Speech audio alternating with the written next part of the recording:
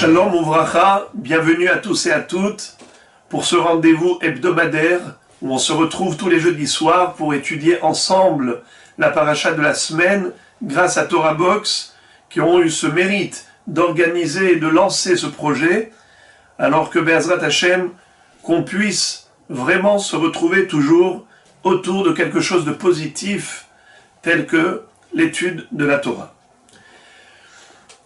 Cette paracha de Teruma sera suivie de parachat Zachor, spécialement cette année 5781.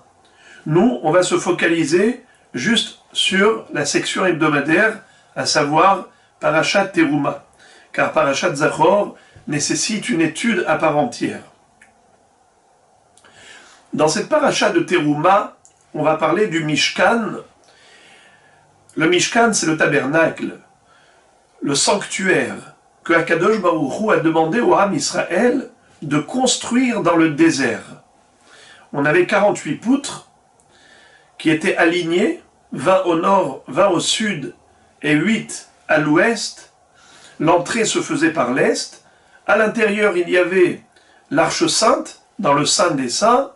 D'un côté, la Ménorah, le Mizbeach HaZahav, l'autel qui se trouvait à l'extérieur du Mishkan, dans le parvis du sanctuaire. Donc je ne vais pas maintenant parler de tous les kelim, c'est-à-dire toutes les pièces du Mishkan, les ustensiles qui s'y trouvaient. Ça ne va pas être notre étude, parce que cette paracha, à vrai dire, on pourrait l'étudier pendant toute une année. Elle est trop riche. Mais je voudrais parler de manière générale de la raison pour laquelle Akadosh Baruch Hu nous a demandé de construire ce sanctuaire. Et d'ailleurs, la Torah va y consacrer à ce sujet 5 parachiotes. Teruma, Tetzaveh, Kitissa, Vayakehel et Pekoudé. C'est dire, selon le Ramban, l'importance de cette opération. Le Mishkan, c'est quelque chose de tellement important que la Torah, qui généralement est économe, avare dans les mots, y a consacré tellement de passages. Pour quelle raison? C'est le Ramban Nachmanide qui nous indique que c'est cela la raison. De la même manière que nous retrouvons à propos de Eliezer, le serviteur d'Abraham, quand il a été accomplir la mission de son maître pour aller chercher une épouse pour Rivka, une Rivka pour Yitzhak, eh bien en effet, la Torah nous a relaté tout ce conte, cette histoire, de manière détaillée. Et les Chachamim ne manquent pas de dire que Akadosh Baruch Hu apprécie le comportement même des serviteurs de nos ancêtres. Yafas sihatan shel abdei avot mitoratan shel banim. Donc si la Torah a parlé tellement du Mishkan, c'est dire combien Akadosh Baruch Hu apprécie cette chose-là. Question: quelle est réellement l'importance du Mishkan? Alors, Be'ezrat Hashem, ce soir, on va évoquer 3 explications. Il y en a encore d'autres dans les Rishonim, mais on va s'arrêter à 3 explications. La première, c'est celle du Malbim.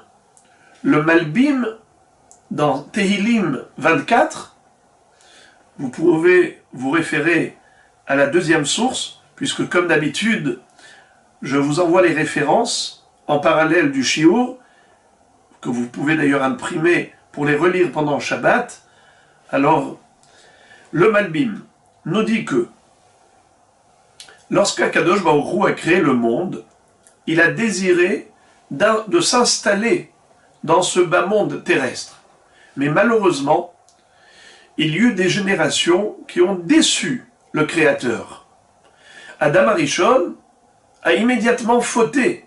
Il a consommé le fruit interdit par Hachem. Alors Akadosh Baruch Hu va dire, si c'est ainsi, l'humanité ne mérite pas que je réside sur terre parmi eux. Alors la Shekhinah, c'est-à-dire la présence divine, va s'éloigner pour s'installer dans le premier ciel.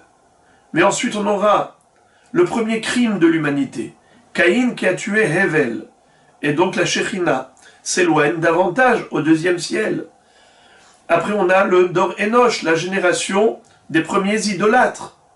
Et la Shekhinah s'éloigne encore. On a ensuite la génération du déluge. On sait combien ils ont glissé dans toutes sortes de fautes, d'idolâtrie, de vol, de débauche, et ainsi de suite. Pareil, la tour de Babylone, qui ont construit une tour pour livrer guerre à Dieu. Ils ont voulu atteindre le ciel pour Chasvé Shalom, combattre Akadosh Baruch Hu, selon leurs hallucinations. Ensuite, on a la génération de Sodome et Gomorre. Après, les Mitzrim, les Égyptiens, l'Égypte antique. Voilà qu'on a 7 générations de fauteurs. Mais ensuite, on a 7 générations de tzadikim. De la même façon que les 7 générations de pécheurs et de fauteurs ont éloigné Dieu de la planète Terre, et il s'est donc installé au sommet des hautes sphères célestes, Hashamaim Shamaim Lachem Ve'aretz Natan Livne Adam. Voilà que grâce à Abraham, Yitzhak, Yaakov, Lévi, Kehat, Amram, Moshe, 7 générations de tzadikim. Et chacun d'entre eux va rapprocher la Shekhinah d'un cran. Et c'est comme ça qu'à l'époque de Moshe Rabbeinu, Vayered Hashem al Har Sinai, Akadosh Baruch Hu vient et s'installe sur le mont Sinaï pour donner la Torah au Ham Israël. Enfin, c'est le retour au projet initial de la création. Dieu voulait résider sur terre. Eikar dirat shechina batachtonim. L'humanité ne le méritait pas. Désormais, Ham Israël est là et Ham Israël le mérite. Donc ça s'est passé au moment de Matan Torah. Mais Akadosh Baruch Hu a dit, je souhaite résider de manière définitive. Donc construisez pour moi un sanctuaire. Ve'asuli mikdash ve'shachanti betocham. Je résiderai parmi eux. Et en effet, la Gemara dans la Sechet Megillah, page 10, va nous dire que Gadol Yom Akamat HaMishkan Keyom Shenivreu Bo Shamayim Va'aretz. La simcha qu'avait Akadosh Baruch Hu le jour de l'érection du Mishkan, qui était Rosh Chodesh Nissan, c'était une joie aussi intense que lorsqu'il a créé le monde, le ciel et la terre, tout le cosmos. Quel rapport entre les deux? Eh bien, on a compris, d'après le Malbim, étant donné que Hachem, son souhait, son projet, c'était de résider sur terre, et il a été déçu par l'humanité, mais maintenant que Ham Israël est méritant, il leur demande de construire un sanctuaire qui deviendra la résidence divine. Alors dans le désert, c'était dans le Mishkan, dans une tente, si on peut dire ainsi, le tabernacle. Donc c'était un sanctuaire ambulant, mais plus tard, on va prendre l'Arche Sainte et on va l'installer dans le Beth Amikdash construit par le roi Salomon, Shlomo HaMelech. Et là, on va l'appeler Beth Olamim, la maison définitive d'Akadosh Baruch Hu. Voilà donc une première explication. Encore une raison de ce souhait d'Hachem de faire construire le tabernacle par le Ham Israël. C'est que Akadosh Baruch Hu avait donné la Torah au mont Sinaï. Il s'était dévoilé à ses enfants. Il s'est révélé à eux pour leur donner la Torah. Et comme la Torah décrit le Matan Torah, cette révélation divine, la voix céleste se faisait entendre du milieu du feu. Hashama'am, Kol Elohim, Medaber mitoch ha'esh, Kasher Shamarta ata vayechi. Est-ce qu'il y a eu un peuple qui a pu entendre la voix divine du milieu du feu, comme toi tu l'as entendu? Eh bien, cette même révélation de manière manifeste, qui a eu lieu sur le mont Sinaï, avait lieu régulièrement, en permanence, mais de manière discrète, dans le Beth Amikdash. On avait comme un Matan Torah dans le sanctuaire. On a entendu la voix divine sur le mont Sinaï s'adresser à Moshe Rabbeinu pour nous donner la Torah. Hachem a fait entendre sa voix pour les 10 commandements, et Hachem a dit à Moshe,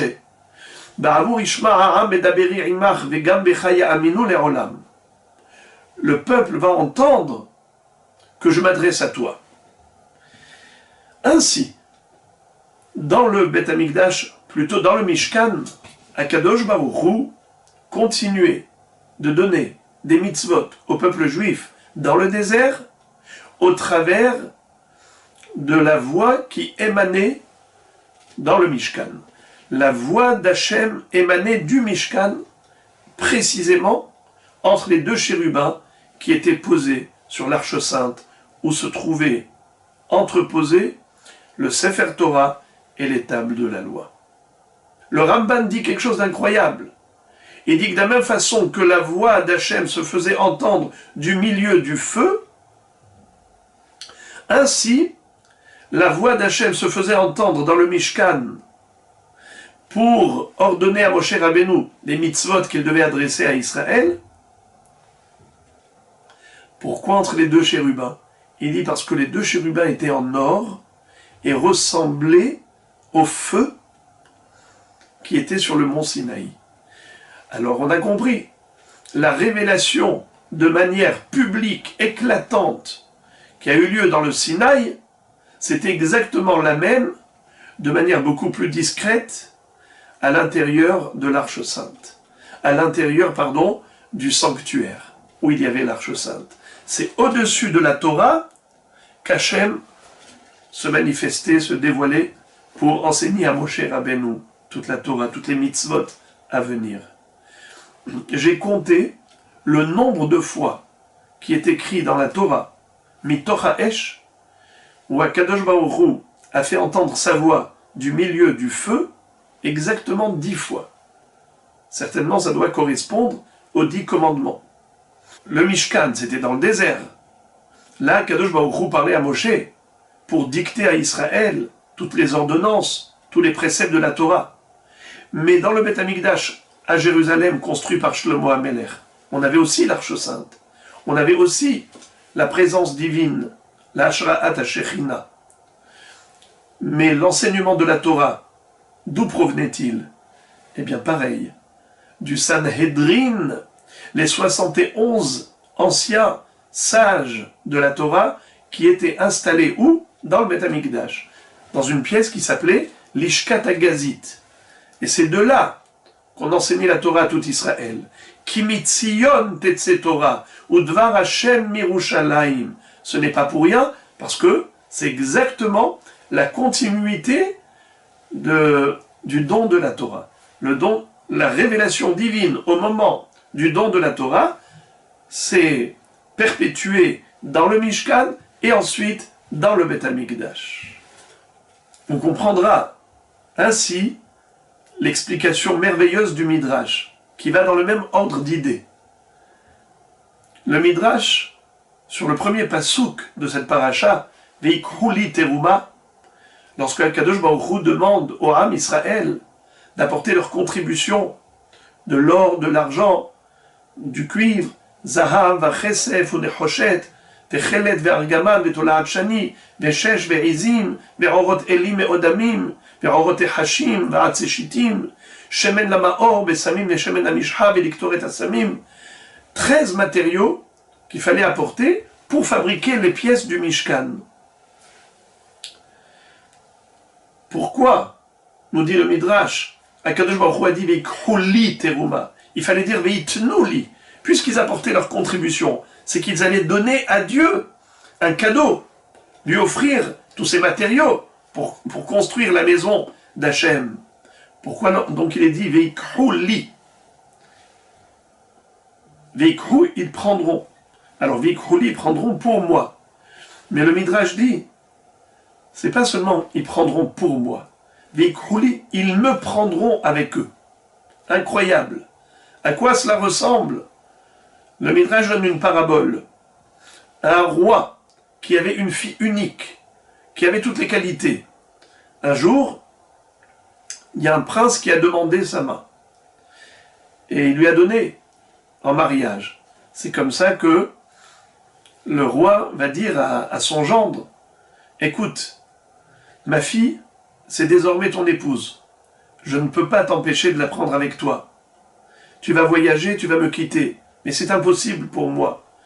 C'est trop dur cette séparation. Je suis trop attaché à ma fille. Alors une chose que je te demande, une faveur.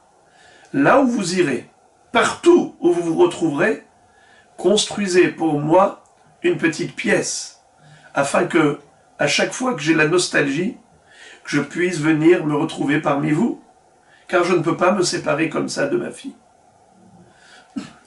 Quelle est donc cette illustration? À quoi cela correspond? Akadosh Baruch Hu, le roi des rois, a donné sa Torah, sa fille unique, au Am Israël, ses princes, Mamlechet Kohanim Vegoy Kadosh. Il leur dit, la Torah que je vous ai donnée, ne l'abandonnez jamais. Qu'il est kartov natati lachem, Torati al ta'azovu. Alors, je veux que vous la gardiez, et précieusement, mais je suis toujours avec vous, parce que je suis toujours avec elle. Là où vous irez, faites-moi une place chez vous. C'est-à-dire qu'en d'autres termes, grâce à la Torah, Israël est toujours lié à Dieu. C'est ça le sens de la construction du Mishkan, du Beth Amikdash. On a à l'intérieur l'Arche Sainte avec la Torah, et c'est sur l'Arche Sainte que reposait la Shekhinah, la présence divine. Une troisième explication pour comprendre le bien fondé de la construction du Mishkan. Tout simplement, Akadosh Baruch Hu a exprimé un amour infini pour ses enfants, Israël. Alors il dit, je vous aime mes enfants, faites-moi une place chez vous. Je voudrais me retrouver toujours parmi vous. Ve'asuli mikdash ve'shachanti betocham. Qu'ils construisent pour moi un sanctuaire afin que je réside parmi eux. Si vous avez observé, vous aurez constaté qu'il y a ici une incohérence. On a commencé au pluriel et on a terminé, plutôt on a commencé au singulier et on a terminé au pluriel. Ve'asuli mikdash, ils construiront pour moi un mikdash, un sanctuaire. Donc on aurait dû dire comment? Ve'shachanti betocho, et je résiderai dedans, en lui, dans le sanctuaire. Or non, il est écrit Ve'shachanti betocham, je résiderai en eux, au pluriel. Le Al-Shir HaKadosh, Rabbi Moshe Al-Sheikh, contemporain du Harizal HaKadosh. Eh bien, il va nous expliquer que, en réalité, ce que HaKadosh Baruch Hu souhaitait, c'était résider dans le cœur de chaque juif. Ve'shachanti betocham, betocho lo ne'emar, ela betocham, betoch libo shel kol echad ve'echad. Chaque juif est le réceptacle de la Shekhinah. Alors pourquoi est-ce qu'il fallait construire tout le Mishkan dans ce cas? C'était pour matérialiser ce kécher. Mais en réalité, ce n'était qu'un support. D'ailleurs même, il explique que la Kedusha qu'il y avait dans le Mishkan provenait de la Kedusha d'Israël. La sainteté du peuple juif s'étendait au Mishkan de manière à ce que le Mishkan soit Kadosh. Quand Israël a fauté et qu'Israël s'est détourné de Dieu, eh bien la Shekhinah a disparu du Saint-Temple. Il n'y avait plus de présence divine. Pourquoi? Mais quel rapport si eux ont fauté? Pourquoi la Shekhinah a disparu? Réponse, la Shekhinah qu'il y avait dans le Mikdash provenait de Am Israël. Am Israël, comme il dit, Hechal Hashem Hema. Ce sont eux, le Saint-Temple. Comme dit le Passouk dans Tehilim, Ohel Shiken Ba'adam, le Ohel, Vaya Azov Mishkan Shilo, Ohel Shiken Ba'adam. Le Mishkan Shilo, c'était le Ohel qui se trouvait comme Mishkan dans l'homme, dans le cœur de l'homme. Et le Midrash va dire, Ahavti etrem, sur le Passouk, je vous ai aimé. Akadosh Baruch Hu dit, vous voulez la preuve que je vous ai aimé? Voyez-vous, j'ai abandonné les hautes sphères célestes, le monde angélique, qui il y a des millions d'années-lumière, bien plus élevés que la terre. Et je les ai tous quittés, abandonnés pour venir m'installer parmi vous. Où ça? Dans une petite tente, Yeriot Izim, avec des peaux de chèvre. Qu'est-ce qui recouvrait le Mishkan? Quelques tentures. Et c'était, pour moi, une place tellement agréable, parce que je me retrouve avec mes enfants. Je ne cherche pas le confort des hautes sphères célestes. Je veux me retrouver avec mes enfants.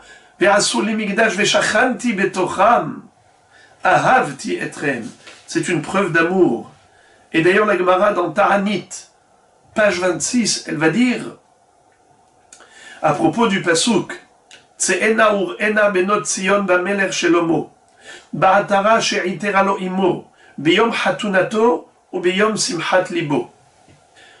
Allez-y, les filles de Tzion, voir la beauté et la majesté du roi, biyom hatunato, le jour de son mariage, biyom simchat libo, le jour de son bonheur.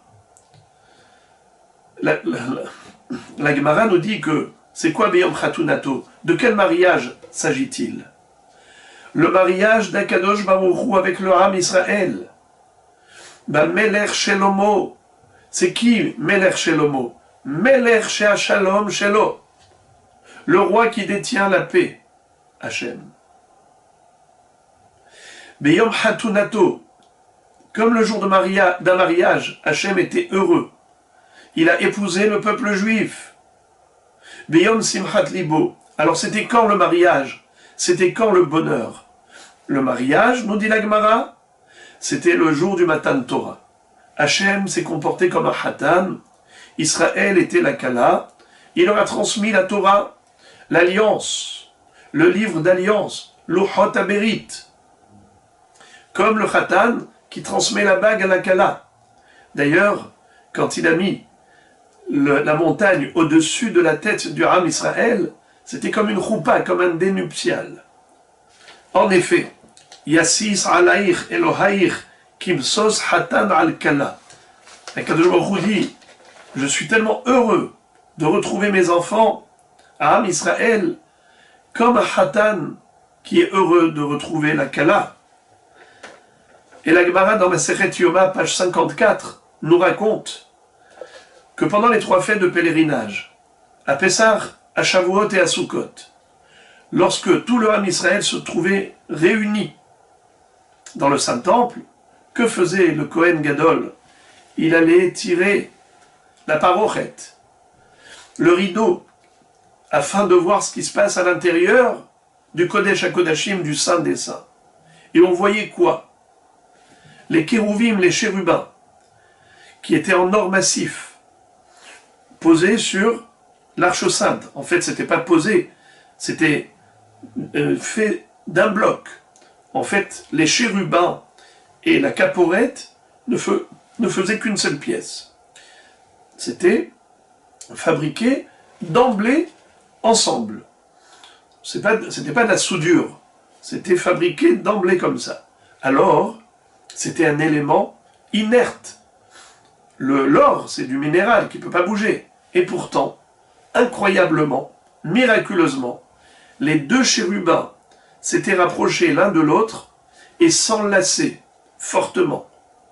Ayu hakiruvim merurim zebazé. Et le Kohen Gadol s'adressait à Israël en leur disant, regardez, Re'u hibatrem lifnei hamakom, ki hibat zachar u nekeva. Combien Akadosh Baruch Hu vous apprécie et vous prend en affection exactement comme le mari qui aime son épouse. Ça, c'était quand Israël respectait la volonté divine. Et à ce propos, je voudrais vous lire ce qui est écrit dans Shir HaShirim avec l'explication de Rashi. C'est juste merveilleux. On sait que le Cantique des Cantiques, rédigé par le roi Salomon, décrit la relation amoureuse qui existe entre Akadosh Baruch Hu et Ram Israël, et vice-versa, la réciprocité d'amour. Le Passouk nous dit comme ça.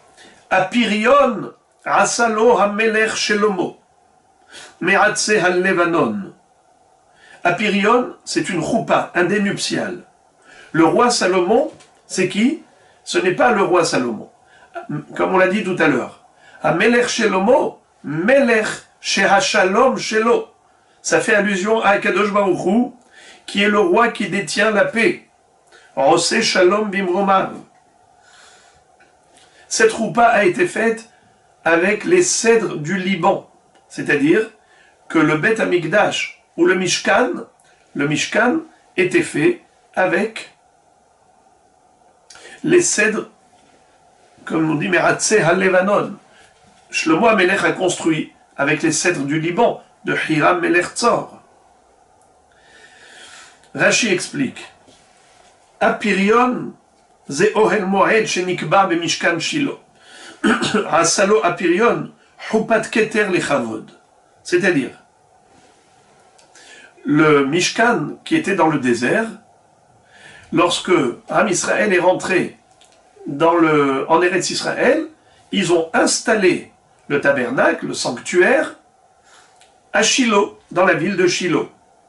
C'était considéré comme Hupat Keter Lechavod, une couronne de dénuptial pour la gloire divine.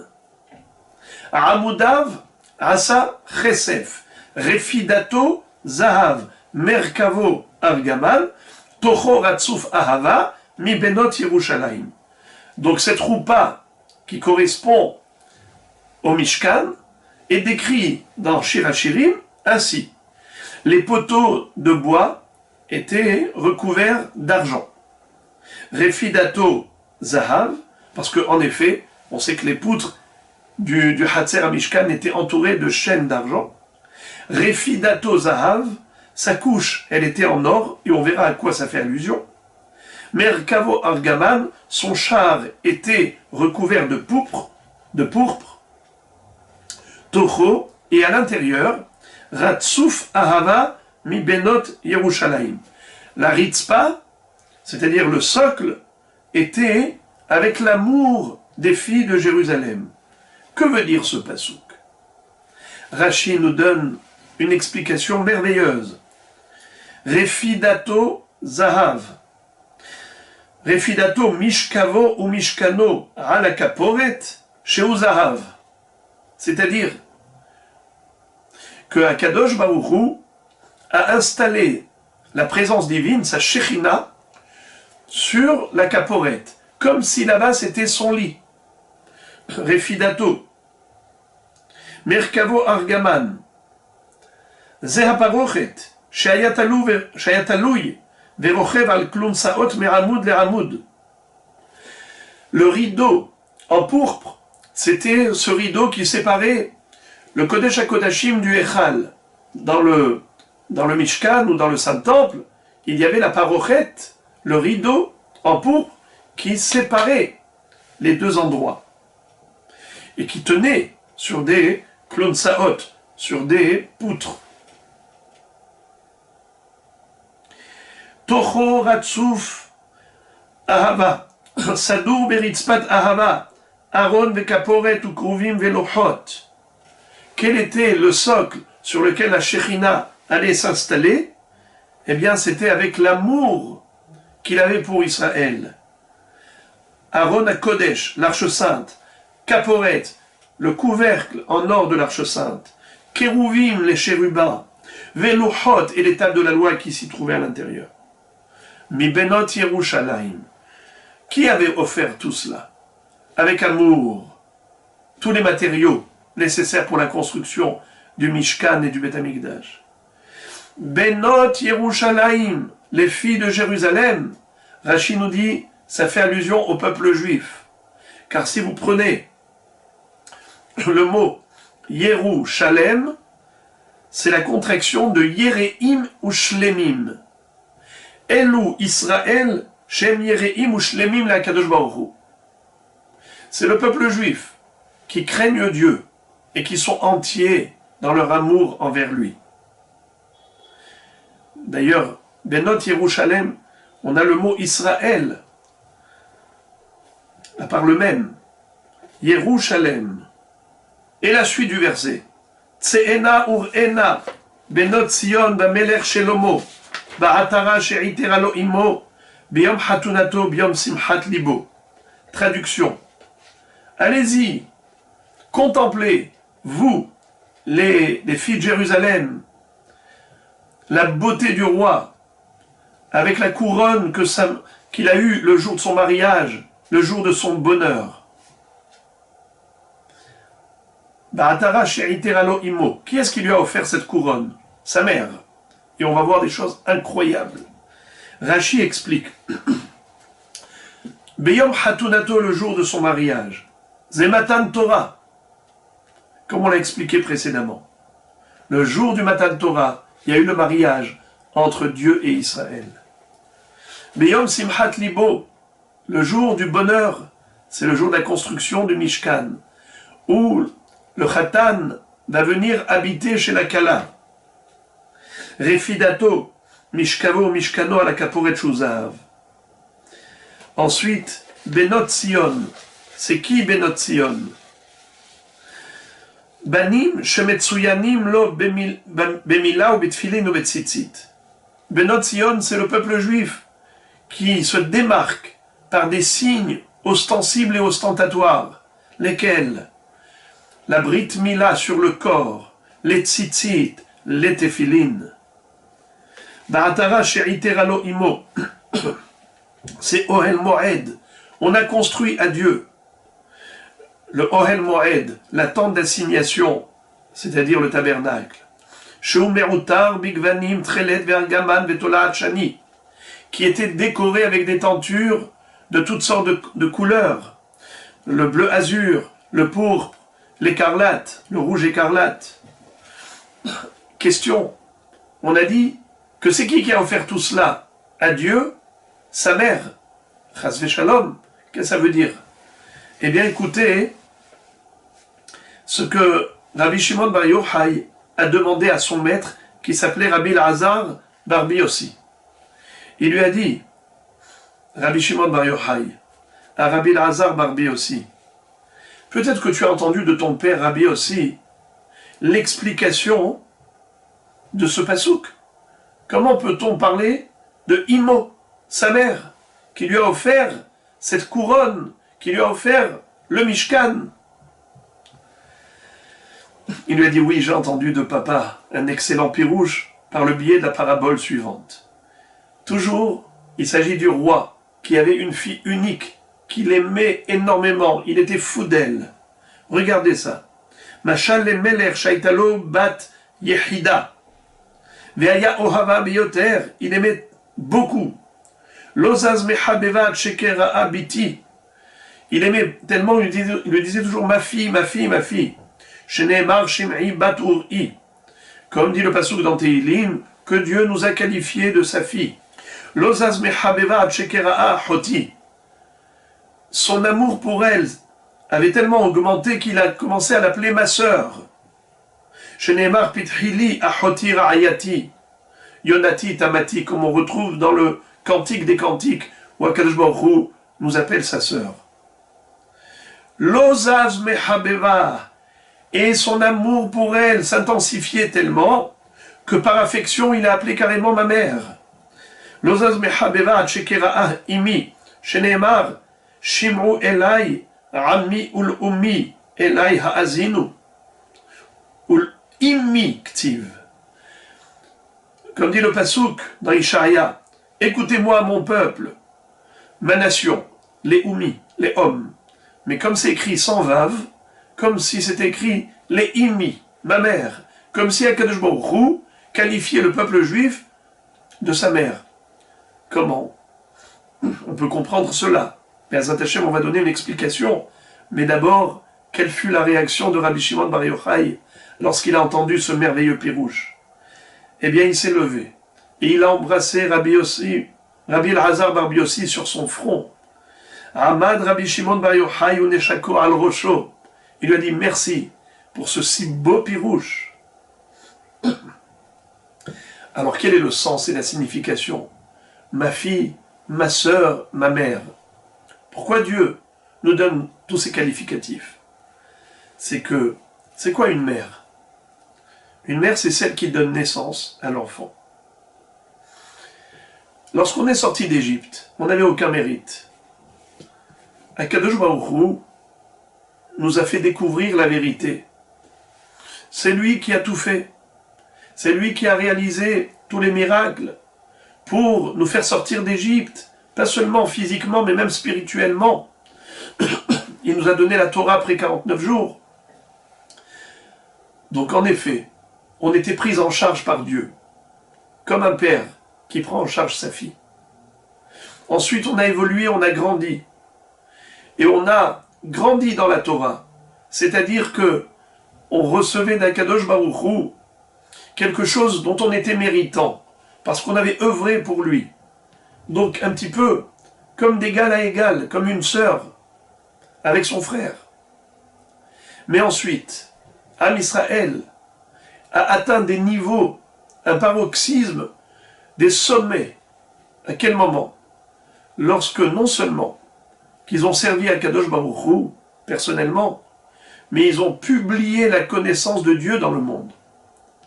C'est qui, dans le monde entier, a fait connaître Hachem à l'humanité? Qui a fait découvrir l'existence divine à Am Israël de par son existence, de par sa manière de servir à Kadosh Baruch Hu? Comme si on donnait naissance à Dieu dans ce monde, parce que c'est nous qui le faisons connaître. Qu'il ne soit jamais oublié.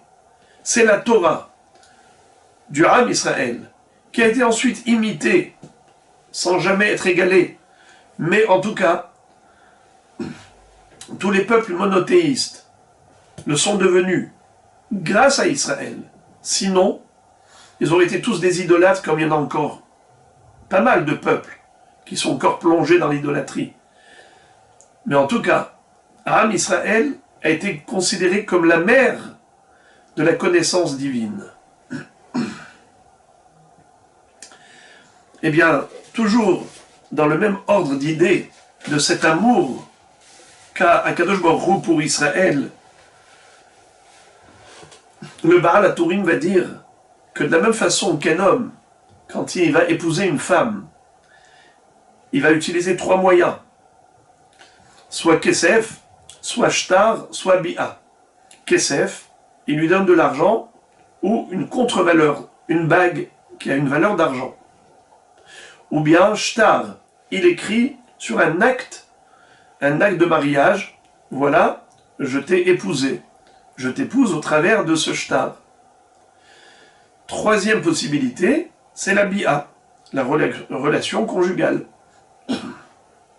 Le Baal HaTurim nous dit qu'en effet, Akadosh Baruch Hu, qui s'est comporté comme un Hatan envers Israël, la Kala, il a utilisé les 3 moyens. Il a donné Kesef, Shtar et Bi'a. Kesef à quel moment? Eh bien en sortant d'Égypte. On est sorti avec un grand butin.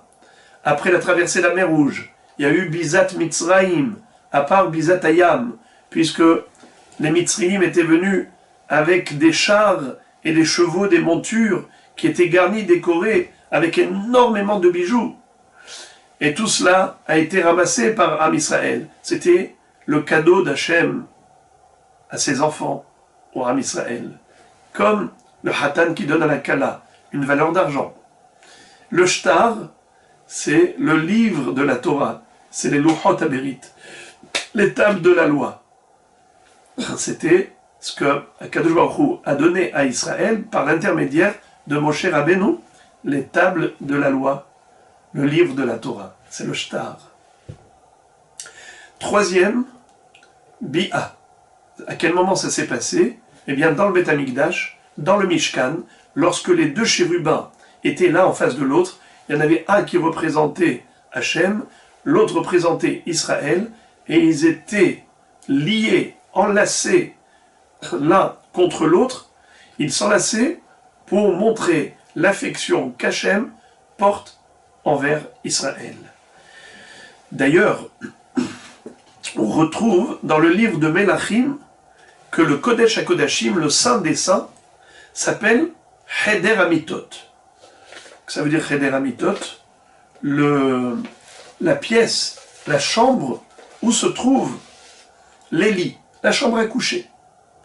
On qualifie l'endroit le plus sacré du monde de chambre à coucher. Que ça veut dire? Comme si c'était le lieu d'intimité d'Hachem avec Israël. Et que personne ne doit rentrer dans le lieu de l'intimité, où se trouvent le mari et la femme. Ainsi, c'était un makom où se trouvaient les deux chérubins et qui se retrouvaient ensemble. À propos de quoi le Navi emploie ce terme de Cheder Amitot, c'est lorsque Ahazia est mort et que son fils Yoash était menacé. Sa grand-mère Atalia, qui est devenue folle, qui avait voulu régner à tout prix, elle était prête à tuer son petit-fils Yoash, fils de Ahazia, son fils qui était décédé. Elle a voulu succéder à son fils sur le trône. Qu'est-ce qu'a fait la sœur de Ahazia, sa tante? Elle a pris cet enfant et elle a caché ce bébé dans le Beth Amikdash, dans le Saint des Saints, où personne ne rentrait. Pour lui sauver la vie, elle l'a mis là-bas. Pendant 6 ans, il est resté caché là-bas. Le Passouk nous dit qu'elle a caché dans le Cheder Amitot. Je vous lis le Passouk. Vatikach Yehoshava, bat Amelech Yoram, Achot Ahaziahu, et Yoash ben Ahazia, vatignov oto mitoch bene Hamelech Hamumatim, oto vet menikto, becheder hamitot, vayastiru oto mipene Ataliahu velohumat. C'est incroyable qu'on appelle cet endroit Cheder Amitot. Puisque, en effet, Akadosh Baruch Hu a épousé le Ham Israël avec le shtar aussi, avec les tables de la loi, Chachamim nous explique dans Avod et Rabbi Nathan que c'est la raison pour laquelle Moshe Rabbeinu, quand il a vu Israël se détourner en fabriquant un veau d'or et en l'idolâtrant, il a brisé les tables de la loi. Il s'est dit, je ne peux pas donner les tables de la loi maintenant à Israël, puisqu'ils sont en train d'adorer une idole, le veau d'or. Et Rabbi aussi explique que ça provenait de l'amour qu'avait Moshe Rabbeinu pour son peuple. Il s'est dit, si je leur donne les tables de la loi, c'est fini pour eux. Ils seront anéantis. Pourquoi? Étant donné que Akadosh Baruch Hu leur donne les tables de la loi, ça veut dire qu'il les épouse, il les marie avec le shtar, avec l'acte de mariage, avec le livre d'alliance, les tables de la loi, les Luchot HaBerit. Que fait Moshe Rabbeinu? Il fait exactement comme un ministre qui avait été témoin du mariage. Et l'acte matrimonial, la ketouba, elle était entre ses mains. Le roi lui dit, va, donne la ketouba à ma jeune femme. Et quand il arrive, il trouve sa princesse, cette princesse-là, en train de tromper son mari, le roi. Il s'est dit, si je lui donne la ketouba, ça va sceller le mariage, ça va montrer qu'en effet, ils sont mariés, et qu'elle a commis un adultère, le roi va la tuer immédiatement. Qu'a-t-il fait? Il a déchiré l'acte matrimonial, comme si elle n'était pas mariée, pour atténuer la sévérité de son jugement. C'est ce qu'a fait Moshe Rabbeinu. Il a brisé l'étape de la loi pour sauver Israël, son peuple. Plus tard, quand ils ont fait Teshuvah, par rapport à la faute du veau d'or, en effet, ils vont mériter les nouvelles tables de la loi. Là, il y aura le renouvellement de ce mariage avec le shtar à Kiddushin, c'est-à-dire l'acte du mariage avec les tables de la loi. Mais vous le savez, qu'à ce moment-là, quand ils ont commis cette faute très grave à l'échelle nationale de la faute du veau d'or, la Shekhinah les a quittés. La présence divine n'avait plus lieu au sein d'Israël. Ça s'est traduit par la disparition des nuées de gloire. Après que Moshe Rabbeinu ait prié pendant 40 jours, depuis Rosh Chodesh Elul jusqu'au Yom Kippour, le 10 Tishri, pendant ces 40 jours, Moshe sollicite la miséricorde divine pour pardonner cette faute très grave et de ne pas anéantir Am Israël. Le résultat, c'est que Akadosh Baruch Hu va dire à Moshe, Vayomer Hashem salachti kidvarecha. J'ai pardonné comme tu me l'as demandé. Et en effet, Israël a mérité le grand pardon le jour de Kippour. Mais les nuées de gloire n'étaient toujours pas revenues. Or Israël va dire, mais Hachem, on voudrait que tu renouvelles cet amour pour nous. On ne veut pas seulement que tu nous pardonnes, mais que on soit comme un couple qui, après une dispute, même s'ils se sont présentés des excuses, maintiennent des relations froides. On voudrait que, à nouveau, tu reviennes résider parmi nous. Ramène les nuées de gloire.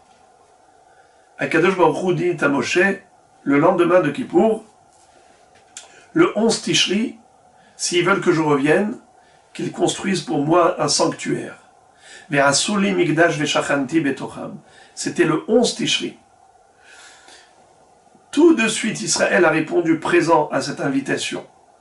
Ils apportent tous les matériaux, Zahav, Achesef ou Nechoshet, l'or, l'argent, le cuivre, et ainsi de suite.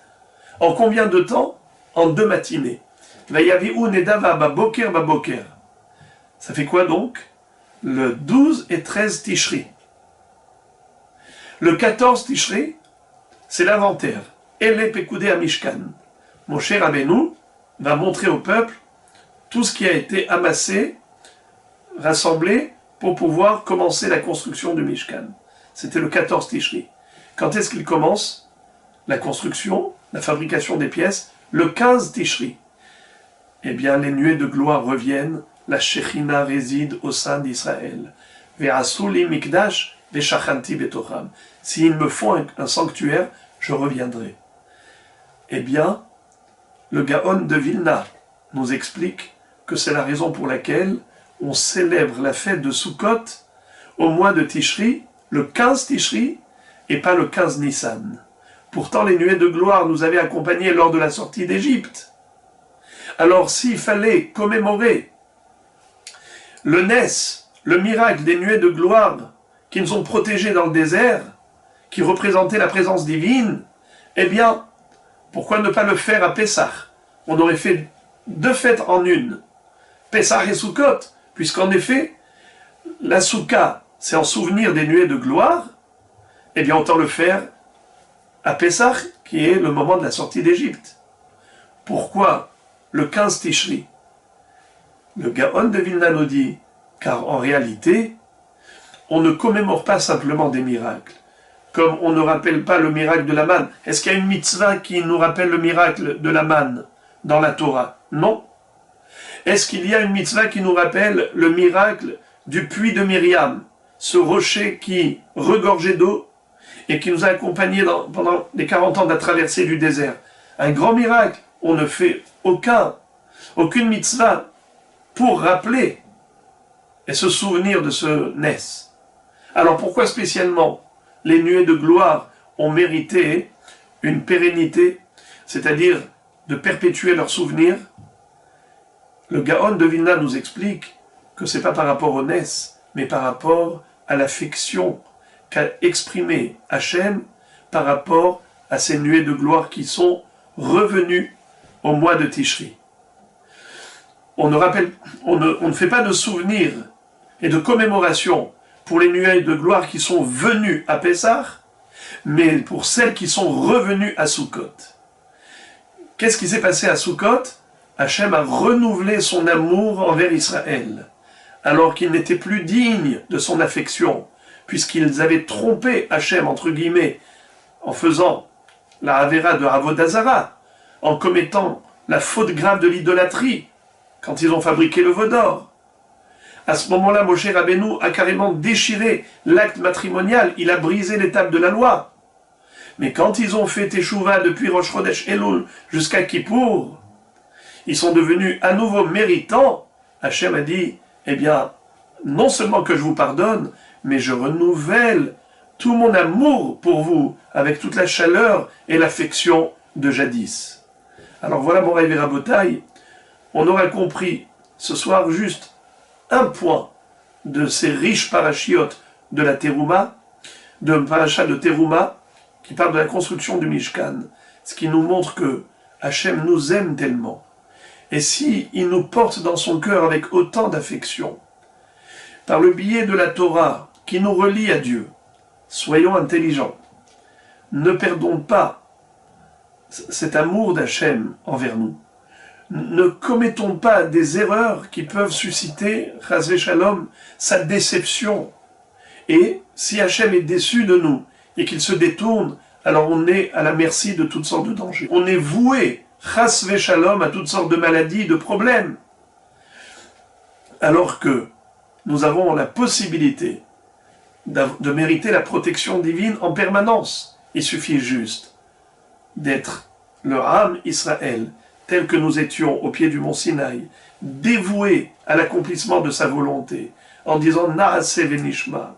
C'est comme ça que toute notre vie doit être une longue chaîne de dévouement, c'est-à-dire que faire des preuves d'amour, pas seulement aimer Dieu dans son cœur.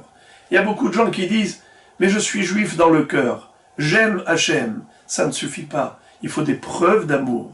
Comme dans un couple, quelqu'un qui va dire à l'autre, le mari va dire à sa femme « je t'aime », mais il lui donne jamais un cadeau, jamais de l'argent pour qu'elle s'achète quoi que ce soit. Ça c'est de l'amour? Certainement pas, parce qu'il faut des preuves d'amour. Nous également, si on ne fait pas l'effort de l'accomplissement des mitzvot et de l'étude de la Torah, en quoi on aura prouvé à Kadosh Baruch Hu que nous l'aimons vraiment?